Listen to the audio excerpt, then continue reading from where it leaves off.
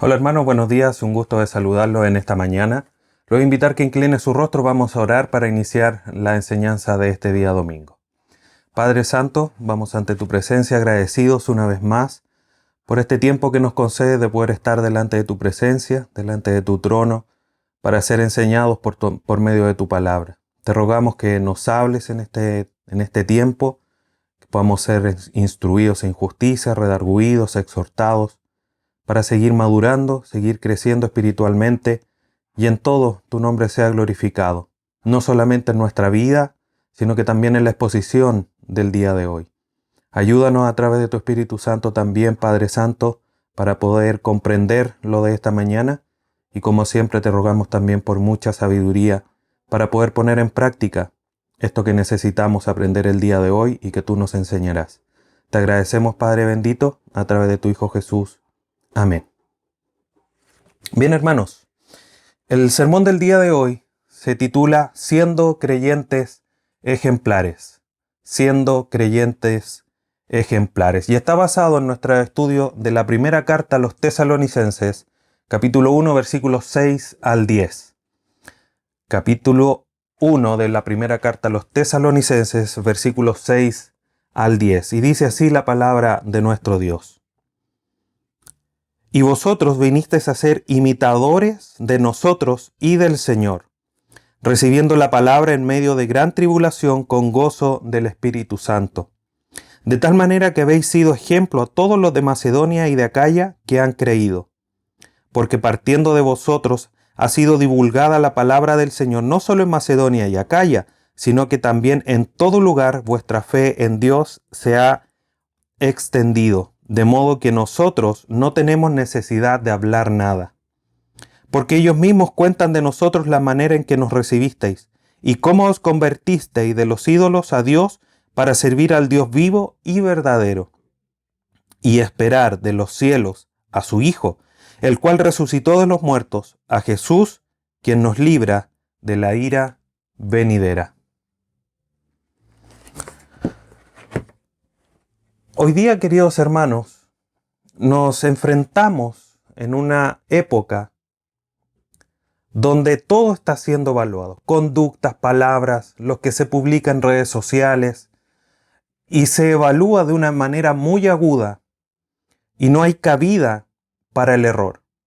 Porque aquel que comete un error se le limita, se le encara, se le enrostra el resto de su vida. Lo vemos en distintos ámbitos, ya sea del espectáculo, de la política, el deporte. Y finalmente, esto de las redes sociales, que puede ser muy positivo para la predicación del Evangelio, hoy día mismo, que estemos nosotros conectados a través de este medio, tiene esos beneficios, pero finalmente aporta mucho el hecho de que las redes sociales permite que quede registro de todas estas cosas y se puede apuntar con el dedo en el futuro. Hace unos días, de hecho, hay un miembro del Congreso, por poner un ejemplo, que no cumplió los requerimientos sanitarios debido a la pandemia. Y una de las líderes en el fondo del Ministerio de Salud, la subsecretaria, refirió que ellos, al estar en puestos de liderazgo, dentro obviamente se entiende liderazgo en términos civiles, ¿no?, del gobierno, tenían que ser ejemplo. Tenían, digamos, una mayor responsabilidad finalmente. Entonces, más allá de si esta evaluación, esta situación que nosotros estamos enfrentando el día de hoy o estamos viendo el día de hoy, más allá de si es buena, es mala, si corresponde o no corresponde, sana o no, o enfermiza, más allá de esa evaluación que podamos hacer, yo quiero llevarlos a mirarlo desde otro punto de vista que tiene que ver con el tema del día de hoy. Y es el hecho de que nosotros tenemos que reflexionar de que si nosotros estamos siendo ejemplo o no. A estas personas que se les juzga por lo que hicieron, lo que escribieron, por la foto que se publicó, se les juzga porque no están siendo ejemplo, porque no están cumpliendo las leyes en el caso de aquel miembro del Congreso, y eso solamente por poner un ejemplo. Nosotros, ¿cómo estamos frente a la realidad de que somos hijos de Dios y si estamos siendo ejemplo a los demás o si nuestra forma de vida está siendo conforme al modelo o a las normas cristianas? Si tuviésemos la posibilidad de ponerlo en este ejemplo, ¿no? Si Jesucristo o el mismo Dios revisara nuestros tweets, nuestras publicaciones en Facebook, en las redes sociales, ¿podría enjuiciarnos Dios? ¿Podría decir, tú no estás siendo ejemplo? Mira el error que cometiste hace 2 años. Y esto no es un llamado a la perfección, porque nuestra perfección va a ser completada cuando Cristo nos glorifique y lleguemos a la eternidad. Pero ¿estamos siendo en la mayor parte de nuestro tiempo ejemplo? Porque entendemos que vamos a pecar, somos pecadores. Pero el llamado fuerte es a la santidad y a ser ejemplos en la vida cristiana, que es justamente el tema del día de hoy. Entonces no debemos escudarnos que no podemos alcanzar la perfección, pero sí estamos llamados, hermanos, y es lo que hoy día vamos a ir comprendiendo a la luz del pasaje que vamos a estudiar, en que debemos ser ejemplo. La iglesia en Tesalónica, a pesar del contexto en el que recibió el Evangelio, que, como recordando un poco lo que sucedió en la ciudad cuando llegó Pablo con los misioneros a predicar y se generó todo un alboroto y tuvieron que salir, digamos, a escondida de la ciudad, los hermanos que se quedaron en ese lugar, a pesar de esa persecución, a pesar de que llevaron preso a uno de ellos, su vida cristiana, a pesar de esa situación, comenzó a ser ejemplo. Hoy día nosotros, ¿cuánto tiempo llevamos en el Evangelio? Podríamos preguntarnos, ¿estás siendo ejemplo? ¿Estoy siendo yo ejemplo? Por lo tanto, hoy día veremos el ejemplo de las tesalonicenses para nosotros ser ejemplos al día de hoy. Entonces, yendo al texto, queridos hermanos, vamos al versículo 6, teniendo esto en mente, del ser ejemplos. Y Pablo le dice al inicio del versículo 6, y vosotros viniste a ser imitadores de nosotros y del Señor. Los hermanos ahí en Tesalónica sabían muy bien quiénes eran esos misioneros. Lo había mencionado ya en el versículo 5. Al final dice, como bien sabéis cuáles fuimos entre vosotros por amor de vosotros. Ustedes saben, hermanos en Tesalónica, cómo nos comportamos, cómo nos recibimos, cómo les predicamos, cómo nos cohesionamos con ustedes por amor a ustedes, por el amor, el servicio a Dios, al Señor Jesucristo. Los hermanos en Tesalónica, por lo tanto, con esa base ellos le dicen, ustedes nos conocen. Sabían muy bien quiénes eran estos misioneros y cómo vivían conforme a lo que estaban predicando. Ellos eran imagen, un ejemplo, sin lugar a duda, de integridad, me refiero a los misioneros, de integridad, de consecuencia, de coherencia, entre otras características. Todas en función de mostrar que ellos eran un patrón a seguir, un modelo. Y ellos los conocieron y sabían muy bien que eso era así. Y esa imagen fue tan potente en la vida de los hermanos en Tesalónica que ellos vinieron a ser imitadores, como dice el texto, y vosotros vinisteis a ser imitadores de nosotros y del Señor.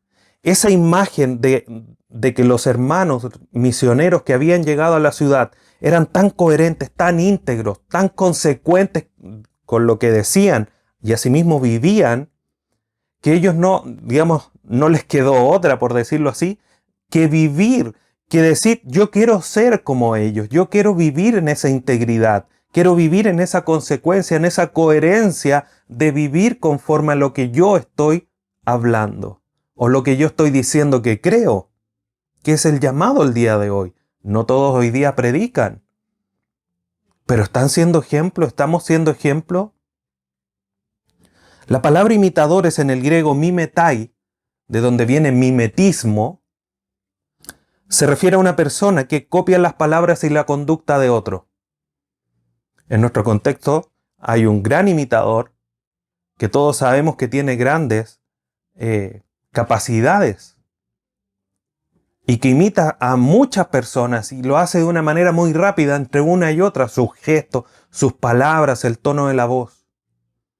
Hoy día nosotros, más allá de que este personaje lo haga en forma cómica, ¿no?, para hacer reír, Nosotros el llamado que estamos recibiendo de parte de Dios hoy día es que tenemos que ser imitadores.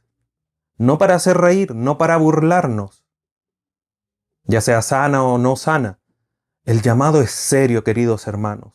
Hoy día nosotros tenemos que ser personas que copian las palabras y las conductas de nuestro Dios, de nuestro Salvador Jesucristo. Es interesante aquí ver cómo dice, viniste a ser imitadores de nosotros. Pablo es el que está escribiendo junto con Silas y Timoteo. Y si ustedes llegaron a ser imitadores nuestros, pero nosotros éramos imitadores del Señor. Por lo tanto, ustedes son no solamente imitadores nuestros, sino que también del Señor. No queda solamente que debemos, mira, este pastor aquí, este pastor allá, o el hermano que es tan santo, tan piadoso. Nosotros debemos de preocuparnos de imitar a Dios, porque los que nos van a seguir tiene que llegar a tal la consecuencia de nuestras palabras con lo que dicen las Escrituras y nuestra conducta, que sea un ejemplo del Señor Jesús. Al imitar a ellos, por tanto, los tesalonicenses imitaban al Señor. Entonces la pregunta ahora, querido hermano, es, ¿tu conducta es como la del Señor? Si la gente ve tus acciones, tus actitudes, ¿ve al Señor? Dicho de otra manera, si alguien te sigue a ti, si alguien quiere imitarte a ti, ¿estaría imitando al Señor? ¿Estaría siguiéndole a Él? Es una pregunta que debemos hacernos. Los hermanos en Tesalónica lo estaban haciendo. Imitaron a Pablo, a Silas, a Timoteo, y con eso también imitaban al Señor.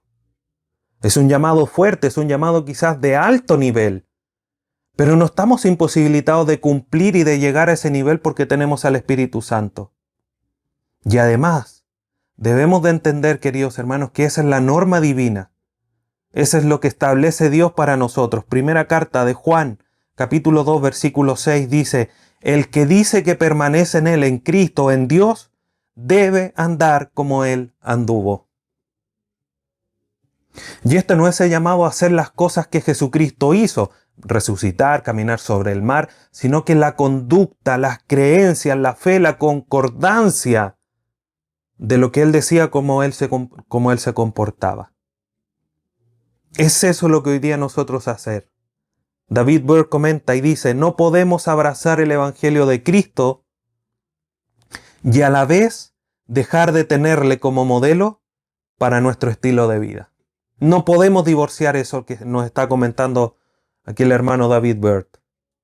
No podemos. Sí quiero el Evangelio, pero no quiero comportarme. No. Si abrazamos el Evangelio, si somos convertidos, si somos hijos de Dios, eso tiene que reflejarse en la conducta. Está de más recordar los estudios de Efesios, 3 capítulos iniciales, diciendo, ustedes tienen la identidad de Cristo, del capítulo 4 en adelante, que se comporten como es digno del llamamiento con que fuisteis llamados. Hay una consecuencia, hay una respuesta. Si me convierto, tengo una nueva identidad, tengo que comportarme conforme a esa nueva identidad. Los hermanos en Tesalónica, al convertirse y al ver el ejemplo íntegro de los hermanos misioneros, se estaban comportando como era digno del Evangelio. Ahora, esta imitación tenía 3 grandes aspectos en la vida de los de Tesalónica. Dice el versículo 6, viniste a ser imitadores de nosotros y del Señor, recibiendo la palabra en medio de gran tribulación. Recibiendo la palabra es lo primero. En medio de gran tribulación, lo segundo, y con gozo del Espíritu Santo. 3 grandes elementos. Su imitación no fue al azar, sino que estuvo caracterizada por estos 3 elementos. Recibieron la palabra en medio de tribulaciones y en el gozo del Espíritu Santo. Cuando recibieron la palabra, los hermanos, sin lugar a duda, esto tiene que ir mucho más allá de solamente recibir o prestarle atención o estar atento de una manera respetuosa a alguien que está hablando, sino que tiene que pensarse en el hecho de que la palabra tiene que ser recibida con humildad, con un carácter correcto, con una atención adecuada, no solamente externa, sino que también interna. Y eso es lo que de alguna manera se resaltan los hermanos de Berea. Los hermanos de Berea fueron catalogados, a diferencia de los de Tesalónica, como más nobles por cómo recibieron la palabra. Se les enseñó y ellos quisieron corroborar, dijeron, a ver, esto nos enseñaron, ¿qué dicen las escrituras? Ah, mira, aquí dice, es verdad, acá dice también, lo concuerda, estamos de acuerdo. Y la abrazaron y ellos fueron más nobles.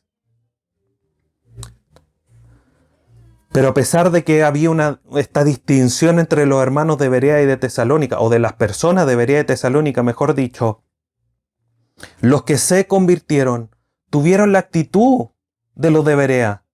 Uno cuando lee ahí en Hechos 17, te queda la sensación como de los que los hermanos en Tesalónica no eran muy buenos, porque tiene la sensación frente a lo que dice el versículo 11 de ese capítulo, que los de Berea eran más nobles, entonces los de Tesalónica no eran tan nobles.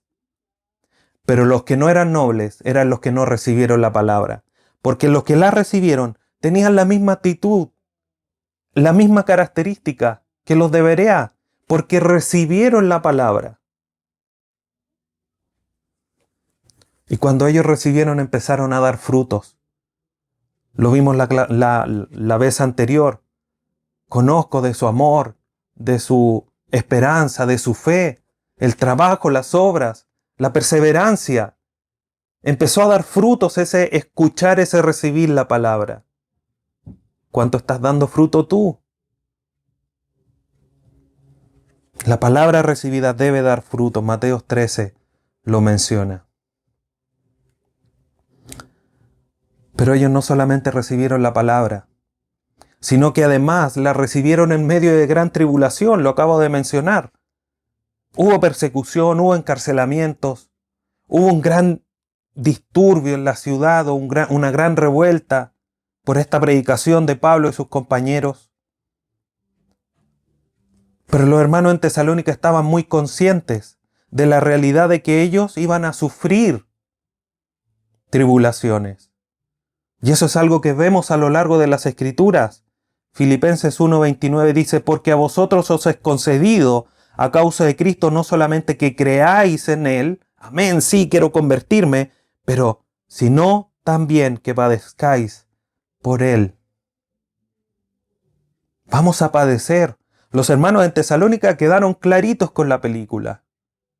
Recibieron la palabra y vieron todo la batahola de sucesos que eso produjo.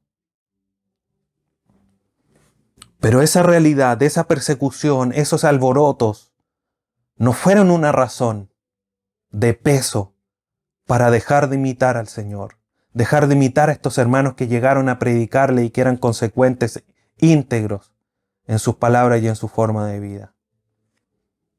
Ellos tomaron este propósito del padecimiento para ellos mismos.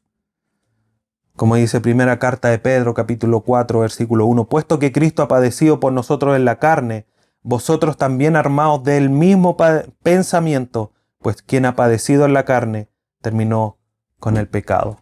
Por lo tanto, los hermanos en Tesalónica estaban muy claros, pero aún así siguieron firmes. La esperanza, con la convicción, con la esperanza, como veíamos la vez anterior. Y eso era algo destacable. ¿Cómo estamos nosotros? Nos disminuimos, perdemos el ánimo frente a alguna palabra que nos sea un poco contraria a nuestra fe. Pero además de recibir la palabra, de estar en medio de tribulación, lo más llamativo es que también lo hicieron con gozo. Estaban sufriendo, estaban siendo perseguidos. Uno de ellos fue a la cárcel.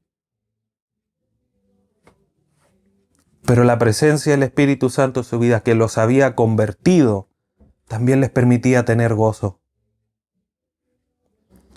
Y el gozo, queridos hermanos, es un factor importante que debemos siempre tener en cuenta, porque es el que nos permite afrontar la vida cristiana de una manera distinta.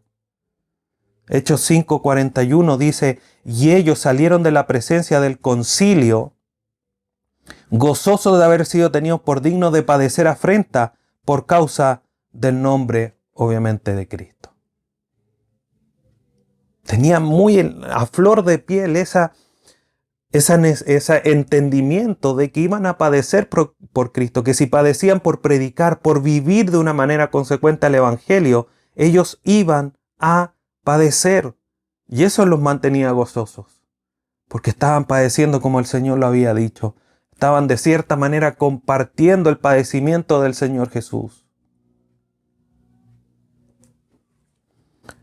Hebreos 12:2 dice, puesto los ojos en Jesús, autor y consumador de la fe, el cual, por el gozo puesto delante de él, sufrió la cruz, y menospreciando el oprobio, y se sentó a la diestra del trono de Dios.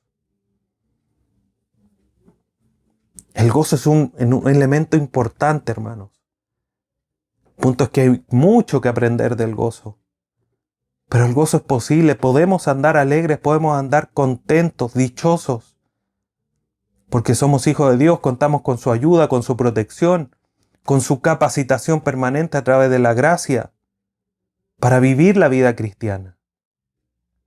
Las situaciones difíciles de enfermedad, laborales, económicas, del índole que sea, no son la razón suficientemente fuertes para no tener gozo y para no seguir recibiendo la palabra con esa atención y esa dicha y ese privilegio que tenemos de escuchar la voz de Dios y de entenderla.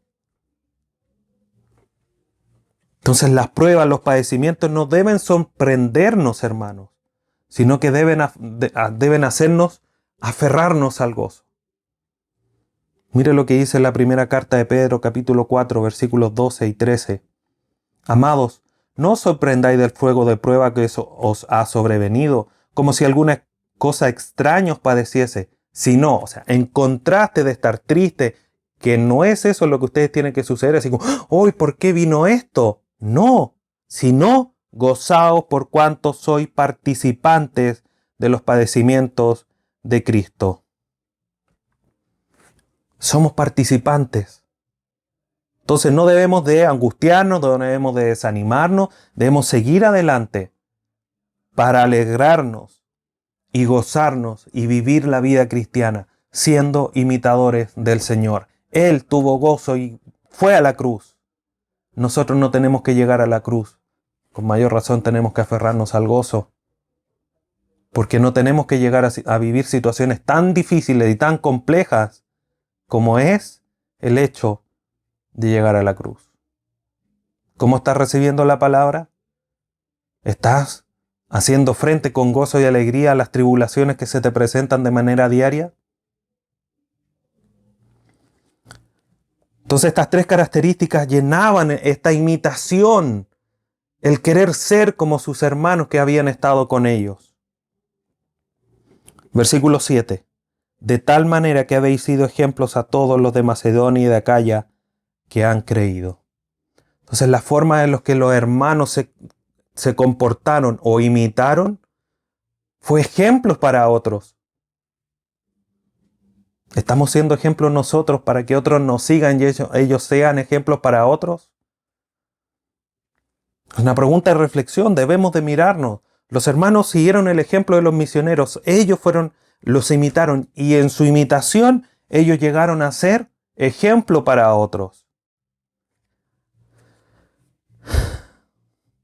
Los hermanos, dicho de otra manera, cuando vieron a los hermanos en Tesalónica, vieron un patrón, una forma, una representación de cómo vivir el Evangelio, de cómo recibir, cómo vivir en medio de las tribulaciones y vivir con gozo.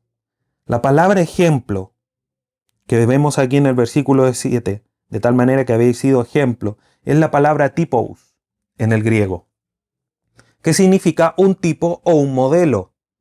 Y generalmente se utilizaba en términos generales y los más básicos como la marca de un golpe o la huella que dejaba un animal en la tierra o en la nieve, en la arena.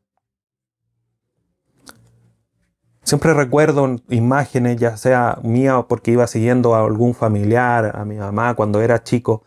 Siempre vemos a los niños tratando de seguir los mismos pasos del adulto que va adelante, ya sea la abuelita, la mamá, el papá, y como que tratan de, en algún momento de su crecimiento, seguir los pasos de la persona que va adelante. Y tienen que dar pasos grandes porque obviamente sus trancos son más chiquititos. El punto es que los hermanos en Tesalónica estaban dejando huellas. ¿Estás dejando tus huellas para que te sigan? Esas huellas que tú estás dejando de caminar, de dónde conducirse, ¿están guiando a tu familia, por ejemplo, a tus hijos? ¿O al resto, no sé, de tus hermanos, tus padres? ¿Estás dejando una huella que puedan seguir? Cuando uno va al campo o afuera de la ciudad, dice, oh, ¿por dónde me voy para llegar? Me dijeron que había aquí un lugar muy bonito, no sé, un estero, una cascada. Sigue la huella. Y uno va y sigue, y hay una parte que está mucho más, digamos, sin pasto, sin nada, porque es tanto el tránsito que se hace que no crece y deja una marca. Y se sigue y se llega al lugar. Tu vida es una huella que la gente puede seguir para llegar a Jesucristo. Los hermanos en Tesalónica estaban dejando esa huella. Estaban ahora ellos siendo ejemplo. ¿Por qué? Porque habían seguido el ejemplo de otros. Entonces este modelo de imitadores a imitados lo vemos a lo largo de las Escrituras. Por ejemplo, ahí en Juan 20:21 Jesucristo les dijo, paz a vosotros, como me envió el Padre, así también yo os envío. Y vemos como esta cadena, que también lo vemos aquí en los hermanos en Tesalónica. En el versículo dice, vinimos a nosotros, escribe Pablo. En el versículo 6 dice, recibieron la palabra. Y en el versículo 8, que ya vamos a ver, dice, saliendo de vosotros la palabra del Señor. Ellos recibieron y después esa palabra también la transmitieron. Entonces vemos esta forma, este método, por decirlo así, de pasar de imitar a ser ejemplo. De imitadores a imitados, de receptores a proclamadores. ¿Cómo está tu vida a través de todas las enseñanzas que has escuchado? ¿Está pasando esto en tu vida? ¿La gente te está siguiendo? ¿O quiere seguirte? Entonces la forma en que los hermanos en Tesalónica imitaron fue tan potente para los demás que ellos quisieron imitarlos también. Lo mismo que a ellos les había sucedido cuando vieron a los misioneros, fue tan potente el impacto de la vida de los misioneros que ellos los imitaron. Y fue tan potente que también eso se repitió para los hermanos en Macedonia y en Acaya. Macedonia es toda la región norte de Grecia actualmente y Acaya es toda la región sur. Podríamos decir que todo el país de Grecia, obviamente no, eso es una generalidad. No es que todos, absolutamente todos, hayan seguido lo de Tesalónica. Pero todos los creyentes, todos los que vieron, fue un gran número de personas que escuchaban la historia de los tesalonicenses y quería seguir ese ejemplo. Quería imitarlos a ellos.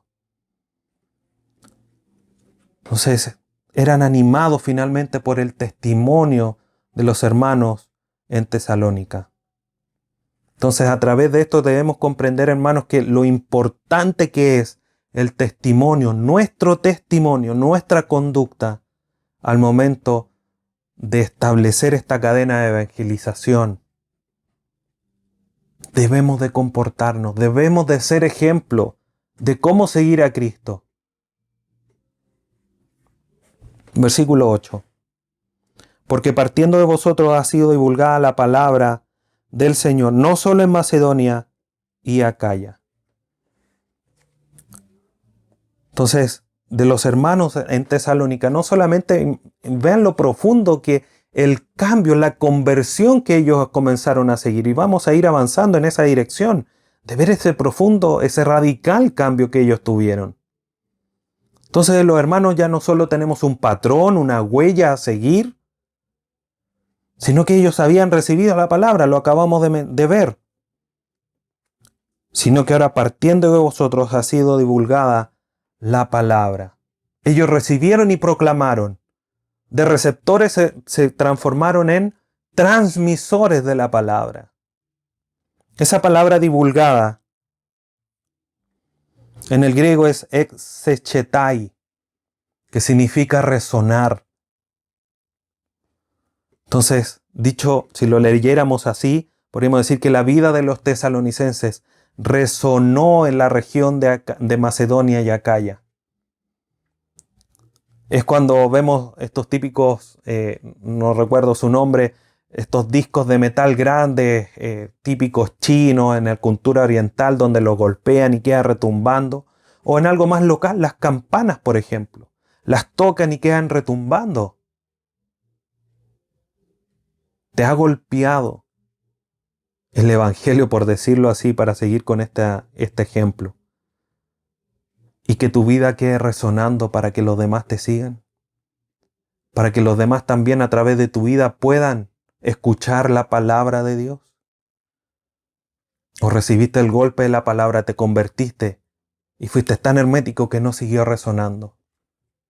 Esta palabra resonar también la podemos entender como un eco.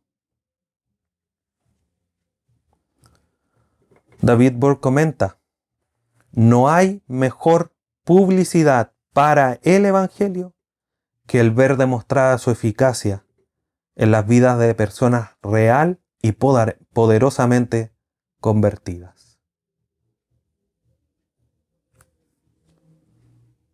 Entonces el mensaje de los tesalonicenses no era de ellos propios, no estaban transmitiendo un mensaje personal ahora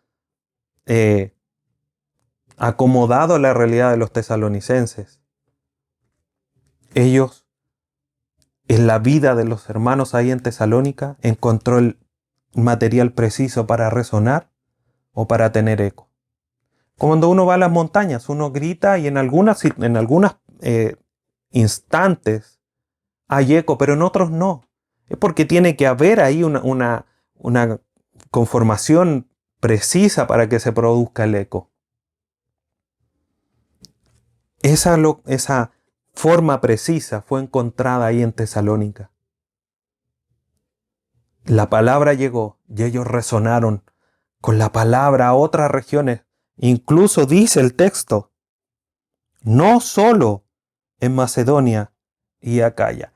Se extendió de una manera, más allá de si la región es grande o no, mucho más allá de los límites de la ciudad de Tesalónica, de la región donde estaban ellos. Hermanos, que nuestra vida resuene la palabra de Dios. Hoy día la palabra de Dios está golpeando tu vida. ¿Cómo va a estar resonando hoy en la tarde, mañana, durante la semana? La verdad de que debemos ser ejemplo, de que estamos siguiendo a Cristo. Porque es a Él el quien debemos imitarle.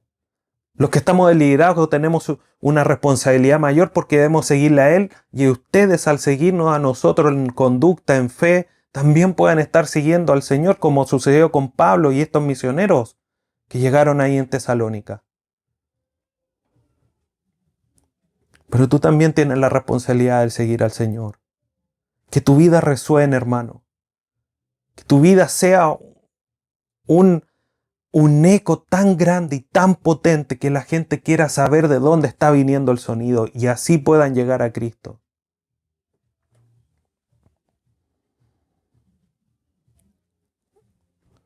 Versículo 8, la segunda parte, sino que también en todo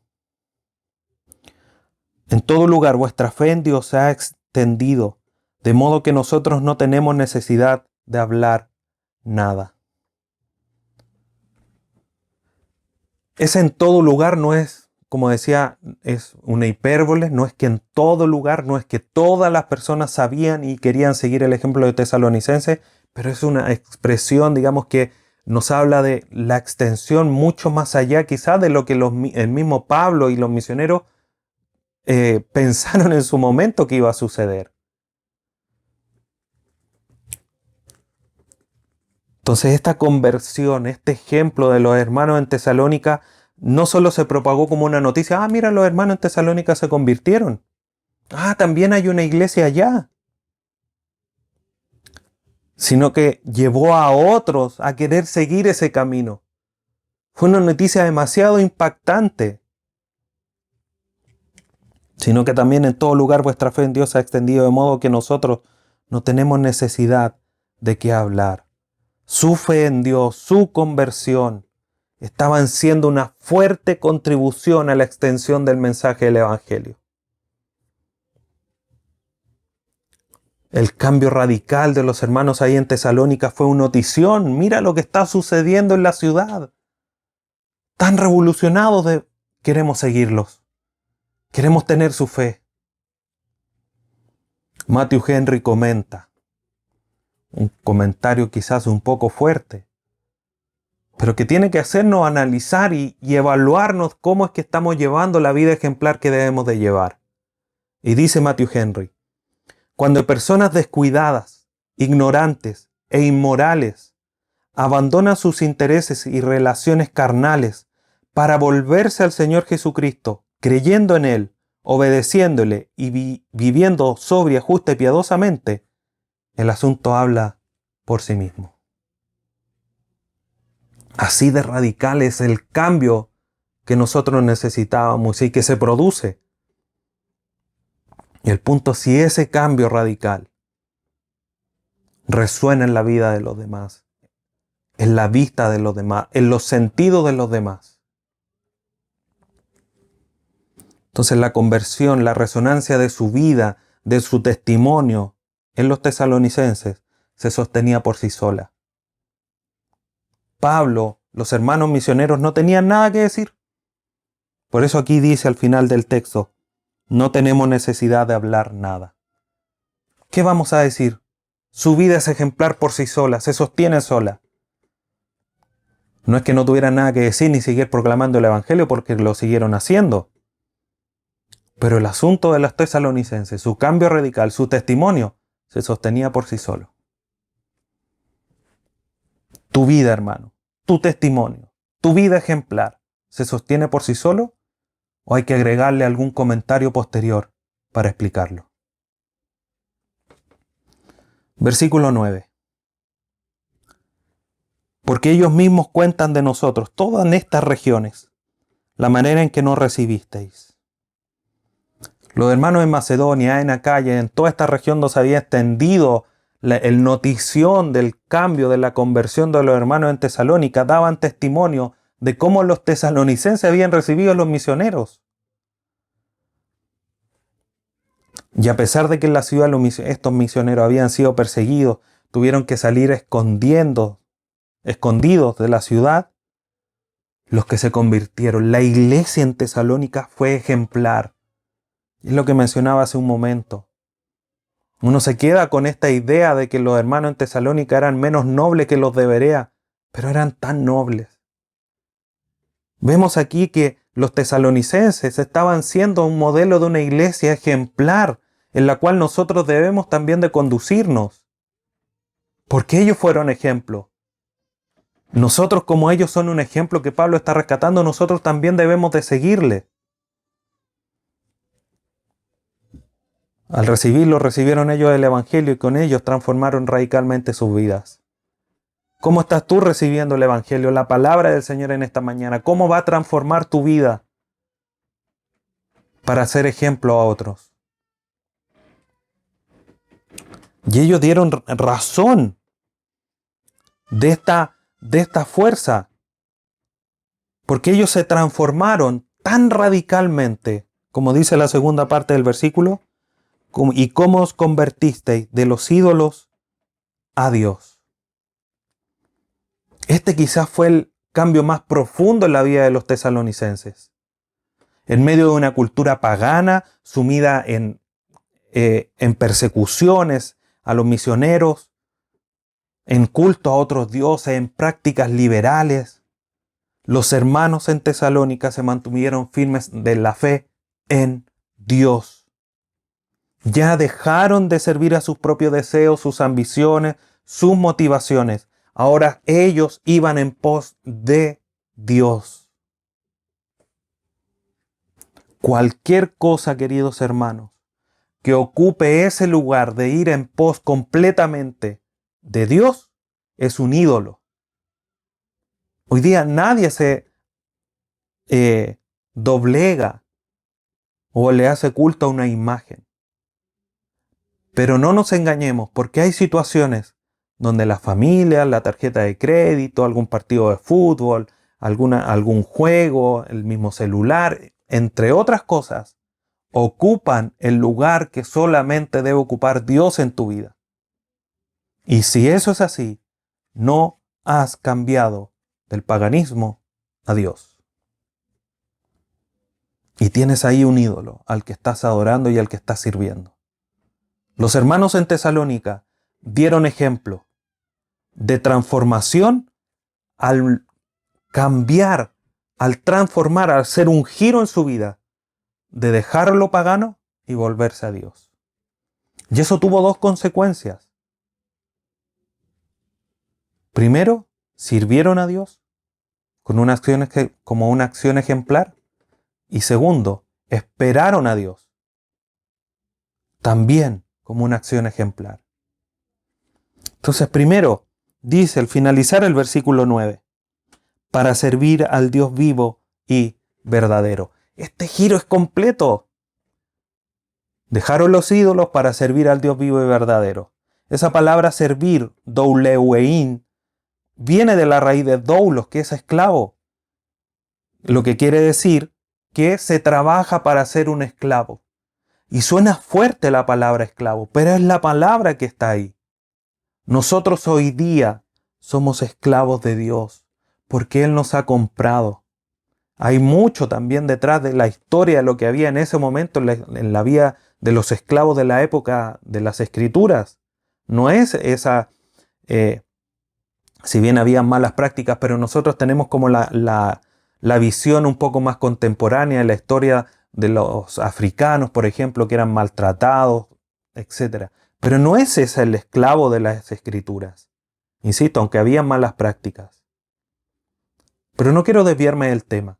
Hoy día nosotros, hermanos, muchas veces éramos esclavos, insisto, del celular, de algún partido de fútbol, de algún programa de televisión, de algún familiar, de los hijos, que muchas veces también ocupan el lugar que solamente le corresponde a Dios. Y somos esclavos porque servimos esas cosas. El llamado que nosotros tenemos es hacer un giro tan radical en nuestra vida de servir solo a Dios. Los hermanos en Tesalónica lo hicieron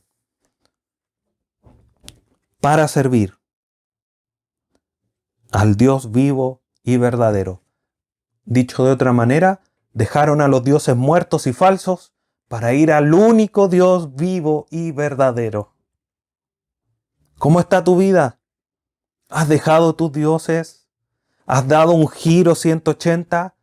¿O en qué grado vas? ¿En 20, 90? ¿Estás llegando al 180 para dejar todo y servir solamente al único Dios vivo y verdadero? Si no, no puedes ser ejemplo, hermano.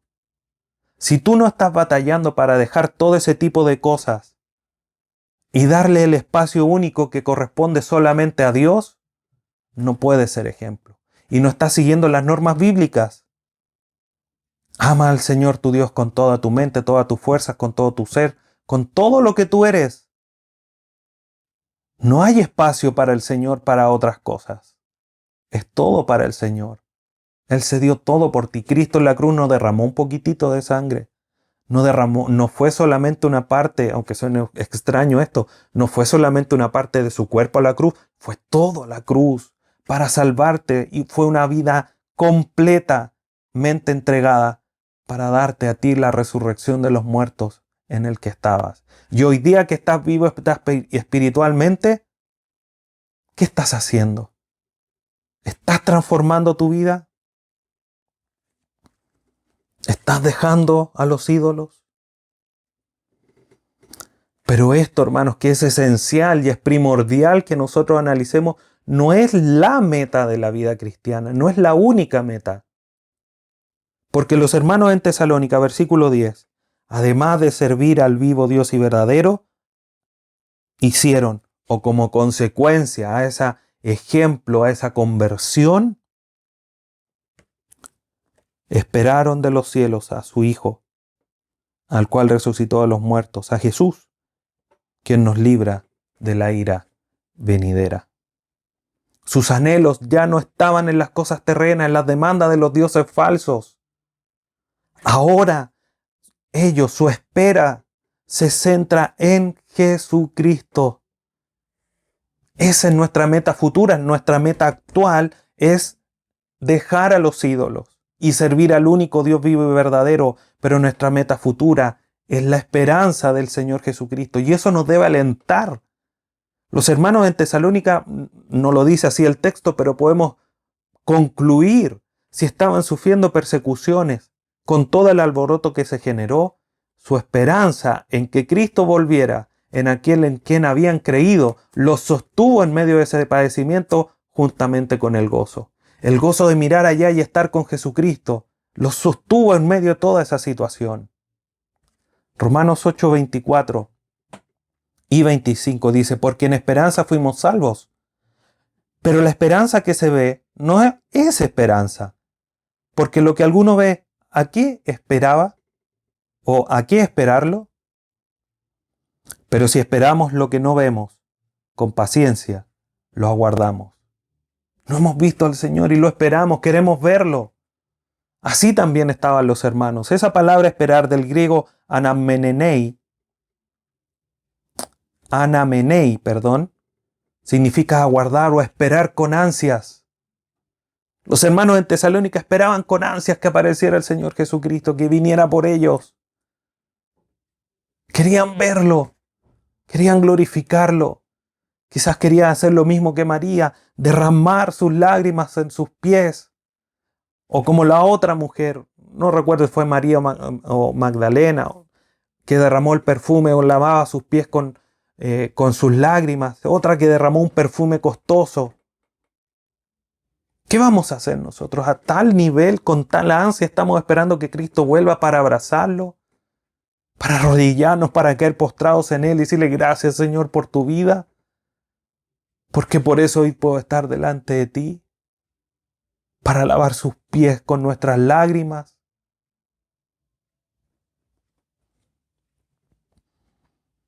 En ese momento, cuando Cristo venga, cesarán, terminarán todos los padecimientos. No habrá persecución, no habrá dolor, ya no va más llanto de dolor, de tristeza, llanto de alegría quizás. Pero no ese es el foco. Los hermanos en Tesalónica no están esperando a que Cristo venga para que todo esto nos dejen de perseguir, de acosar, de llevar presos. No. El foco de su espera era el Hijo de Dios. ¿Es una realidad que los padecimientos van a terminar? Sí. ¿Es una realidad que la tristeza va a terminar? Sí. Pero no por eso vamos a esperar a Cristo para que esto se resuelva. Estamos esperando a Cristo porque es la mayor esperanza de gloria, lo demás es secundario. Vamos a ver al Hijo de Dios. Ellos sabían que verían cumplida su salvación a la venida del Señor Jesucristo, porque los vendría a rescatar de la ira venidera. David Burke comenta, la conversión nos introduce, pues, en una vida de servicio forzado, pero también en la viva expectación del retorno triunfal del Señor Jesucristo. No podemos separarla. Así como no podemos separar el Evangelio de la vida piadosa, de la vida ejemplar, no podemos separar el servicio que hoy día tenemos para con Dios a esa espera, esa expectación, a la espera de su inminente regreso de nuestro Señor Jesucristo. Y esa esperanza es la que nos debe mantener firmes, tal cual como mantuvo a los hermanos en Tesalónica. Y ellos estaban seguros de su regreso porque estaban seguros de su resurrección. ¿Es segura? Si no hay resurrección, Cristo no volvería. Pero Cristo va a volver porque resucitó. Y eso es parte del mensaje del Evangelio. Es esencial mencionar que Cristo resucitó. Porque si Cristo, insisto, no resucitó, ¿quién va a volver? Y que obviamente, como dice al final del versículo de Jesús, al cual resucitó de los cielos, del principio, y esperar de los cielos a su Hijo. Mire lo que dice Hechos 1:11.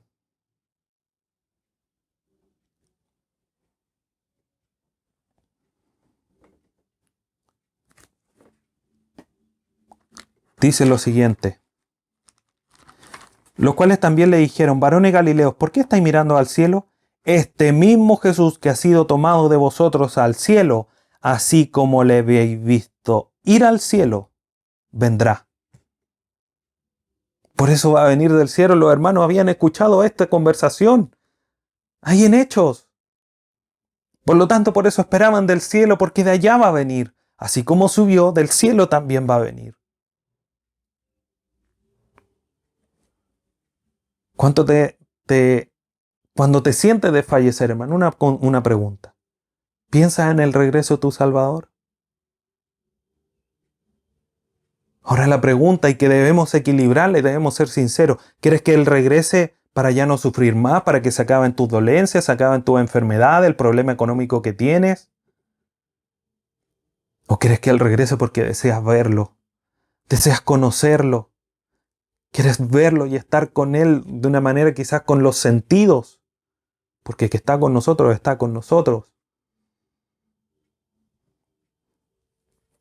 Entonces, queridos hermanos, para ir concluyendo, la vida ejemplar de los hermanos en Tesalónica nos deja a nosotros mucho para evaluarnos. Mucho. Cómo hemos recibido la palabra, cómo estamos actuando en relación a al recibir la palabra, cómo estamos siendo ejemplo a los demás. ¿Estamos imitando a algún personaje de las Escrituras? ¿Algún hoy día buen hermano que sea piadoso y que queramos seguir sus pasos para seguir a Cristo? Tu vida, querido hermano, deja huellas que los demás quieran seguir. ¿Tu vida es un ejemplo que los demás quieran imitar? O cuando ven tu vida dicen: no, como lamentablemente muchas veces se dice, para ser cristiano como esto, mejor me quedo así. Qué pena, hermanos, que no digan eso de ti, ni de mí, de ninguno de nosotros, ni de nuestra iglesia. No porque queramos ser mejores, sino que porque la conducta y nuestro testimonio los va a llevar a Cristo. ¿Has dejado todo para ir en pos del servicio a Dios? Son preguntas de reflexión. Entonces, hermanos, debemos de seguir esforzándonos para vivir la vida cristiana. Veíamos al inicio, muchos observan y apuntan con el dedo si cometemos un error. No estamos llamados a la perfección. En esta tierra estamos llamados a seguir creciendo, a seguir llegando fruto, a seguir madurando, a llegar a la estatura del varón perfecto. Pero estamos en ese proceso. Punto es cuánto de hace 2, 3, 4 meses atrás, 1 año, 2 años atrás, cuando te convertiste al Evangelio. Hoy día, ¿cuánto de tu vida cristiana es más ejemplar que hace 2 años? ¿O sigue igual? Si sigue igual, ¿qué sucede? ¿Por qué no se transforma tu vida? ¿Por qué no estás haciendo ejemplo en esa área de tu vida? Muchos nos observan. Y como dice una frase, nuestra vida son la única Biblia que algunos leerán. ¿Ven tu vida y ven las Escrituras? ¿Ven a Cristo? ¿Estás reflejando la vida de Cristo? Por eso, hermanos, el llamado el día de hoy, en esta mañana, es que debemos ser creyentes ejemplares. Debemos, queridos hermanos, ser tal que quieran imitarnos para que quieran seguir a Cristo. El Señor nos ayude y el Señor te dé sabiduría para que en esta mañana tu vida sea transformada, siga siendo transformada, mejor dicho, para que puedas reflejar a Cristo. Oremos. Padre eterno, te agradecemos en esta mañana por tu palabra, por esta fuerte exhortación, Padre Santo, para vivir conforme al Evangelio, para poder llegar, Señor, a ser ejemplo No porque nosotros seamos mejores, no porque necesitemos o requiramos de que nos sigan, sino que es tu mandato de vivir vidas ejemplares, de esa manera llevarlos a ti a través de nuestro testimonio, que acompaña por supuesto a tu palabra, que es lo principal. Ayúdanos, Padre bendito.